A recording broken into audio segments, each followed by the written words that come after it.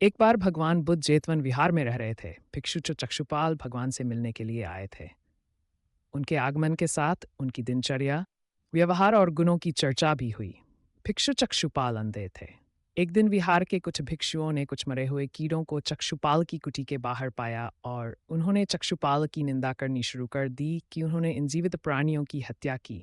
भगवान बुद्ध ने निंदा कर रहे उन भिक्षुओं को बुलाया और पूछा कि क्या तुम्हें भिक्षु को कीड़े मारते हुए देखा है।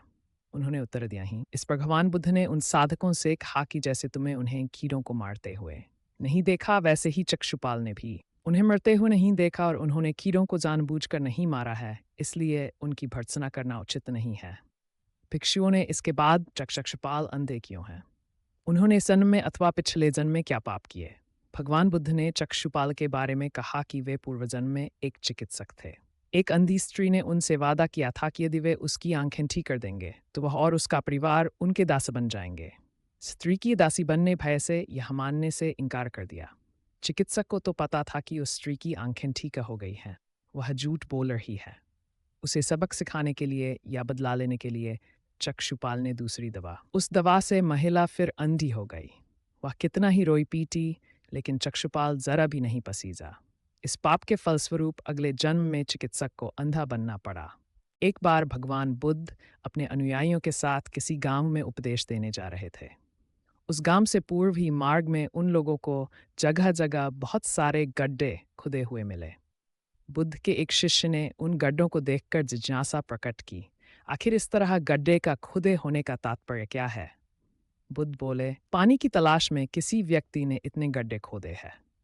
यदि वह धैर्यपूर्वक एक ही स्थान पर गड्ढे खोदता तो उसे पानी अवश्य मिल जाता, पर वह थोड़ी देर गड्ढा खोदता और पानी न मिलने पर दूसरा गड्ढा खोदना शुरू कर देता। व्यक्ति को परिश्रम करने के साथ धैर्य भी रखना चाहिए। एक बार भगवान बुद्ध भिक्षा के लिए एक किसान के यहाँ पहुंचे। तथागत को भिक्षा के लिए आया देखकर किसान उपेक्षा से बोला, श्रमण मैं हल जोतता हूँ और तब खाता हूँ।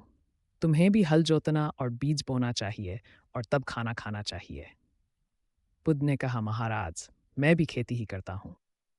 इस पर किसान को जिज्ञासा हुई और वह बोला, मैं न तो तुम्हारे पास हल देखता हूँ, ना बैल और ना ही खेती का स्थल। तब आप कैसे कहते हैं कि आप भी खेती ही करते हो? आप कृपया अपनी खेती के संबंध में समझाएं। बुद्ध ने कहा, महाराज, मेरे पास श्रद्धा का बीज, तपस्या रूपी वर्षा और प्रजा रूपी जोत और हल है।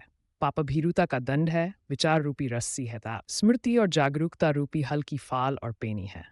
मैं वचन और कर्म में संयत रहता हूँ।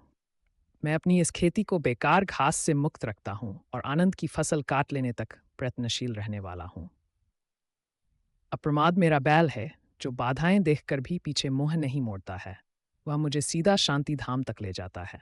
इस प्रकार मैं अमृत की खेती करता हूँ। भगवान बुद्ध का जब पाटलिपुत्र में शुभागमन हुआ तो हर व्यक्ति अपनी अपनी सांपत्तिक स्थिति के अनुसार उन्हें उपहार देने की योजना बनाने लगा। राजा बिंबिसार ने भी कीमती हीरे, मोती और रत्न उन्हें पेश किए। बुद्धदेव ने सबको एक हाथ से सहर्ष स्वीकार किया। इसके बाद मंत्रियों, सेठों, साहूकारों ने अपने अपने उपहार उन्हें अर्पित किए और बुद्धदेव ने उन सबको एक हाथ से स्वीकार कर लिया। इतने में एक बुढ़िया लाठी टेकते वहां आई। बुद्धदेव को प्रणाम कर वह बोली, भगवान, जिस समय आपके आने का समाचार मुझे मिला उस समय मैं ये अनार खा रही थी। मेरे पास कोई दूसरी चीज न होने के कारण मैं इस अधखाए फल को ही ले आई हूँ। यदि आप मेरी इस तुच्छ भेंट स्वीकार करें तो मैं अहोभाग्य समझूंगी। भगवान बुद्ध ने दोनों हाथ सामने कर वह फल ग्रहण किया। राजा बिंबिसार ने जब यह देखा तो उन्होंने बुद्धदेव से कहा, भगवान, क्षमा करें, एक प्रश्न पूछना चाहता हूँ।